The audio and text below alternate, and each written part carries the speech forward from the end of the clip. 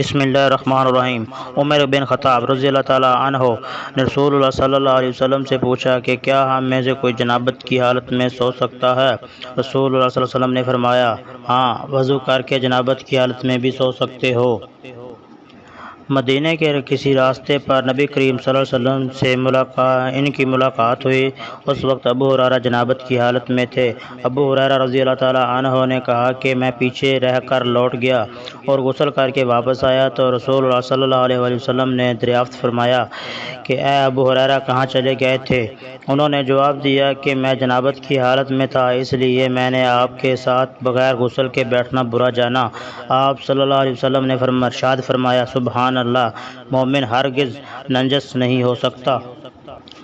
ام سلیم ابو طلحہ رضی اللہ تعالیٰ عنہ کی عورت رسول کریم صلی اللہ علیہ وسلم کی خدمت میں حاضر ہوئی اور کہا کہ اللہ تعالیٰ حق سے حیا نہیں کرتا، کیا عورت پر بھی جب کہ اس سے طلاق ہو اس پر غسل واجب ہو جاتا ہے؟ تو رسول اللہ صلی اللہ علیہ وسلم نے فرمایا، ہاں، اگر اپنی منی کا پانی دیکھے تو اس پر بھی غسل کرنا ہوگا۔ میں فتح مکہ کے دن رسول اللہ صلی اللہ علیہ وسلم کی خدمت میں حاضر ہوئی تو میں نے دیکھا کہ آپ صلی اللہ علیہ وسلم غسل فرما رہے ہیں اور فاطمہ رضی اللہ تعالیٰ عنہا نے پردہ کر رکھا ہے۔ نبی اکرم صلی اللہ علیہ وسلم نے پوچھا، یہ کون ہے؟ میں نے عرض کی کہ میں ام مانی ہوں،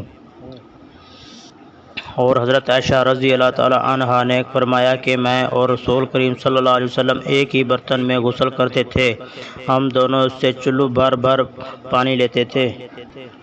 میں نے آن حضرت صلی اللہ علیہ وسلم کے لیے غسل کا پانی رکھا تو آپ صلی اللہ علیہ وسلم نے پہلے پانی سے اپنے دونوں ہاتھ پر گرا کر انہیں دھویا، 2 یا 3 بار دھویا، پھر اپنے دائیں ہاتھ سے بائیں ہاتھ پر گرا کر اپنی شرمگاہوں کو دھویا، پھر ہاتھ کو زمین پر رگڑا، پھر کلی کی اور ناک میں پانی ڈالا، پھر اپنے چہرے اور ہاتھوں کو دھویا، پھر اپنے سر کو 3 مرتبہ دھویا، پھر اپنے سارے بدن پر پانی بہایا، پھر آپ نے اپنے غسل کی جگہ سے الگ ہو کر پھر اپنے دونوں قدموں کو دھویا۔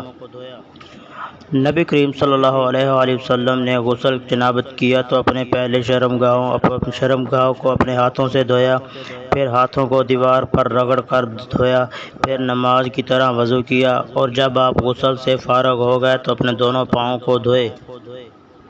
نبی کریم صلی اللہ علیہ وسلم جب غسل جنابت کرنا چاہتے تو حلاب کی طرح ایک چیز منگاتے، پھر پانی کا چلو اپنے ہاتھوں میں لیتے، پھر سر کے دائیں حصے سے ابتدا کرتے، پھر بائیں حصے کا غسل کرتے، پھر اپنے دونوں ہاتھوں کو سر کے بیچ میں لگاتے تھے۔ میرے پاس تمہارے چچا کے بیٹے، ان کی مراد حسن بن محمد ابن حنفیہ سے تھی، آئے، انہوں نے پوچھا کہ جنابت کے غسل کا طریقہ۔ میں نے کہا کہ نبی کریم صلی اللہ علیہ وسلم 3 چلو پانی لیتے تھے، ان کو اپنے اپنے سر پر بہاتے تھے اور اپنے تمام بدن پر پانی بہاتے تھے۔ حسن نے اس پر کہا کہ میں تو بالوں والا آدمی ہوں۔ میں نے جواب دیا، نبی کریم صلی اللہ علیہ وسلم کے بال تم سے زیادہ تھے۔ رسول اللہ صلی اللہ علیہ وسلم نے فرمایا، میں تو اپنے سر پر 3 مرتبہ پانی بہاتا ہوں۔ آپ صلی اللہ علیہ وسلم نے اپنے دونوں ہاتھوں سے اشارہ کیا۔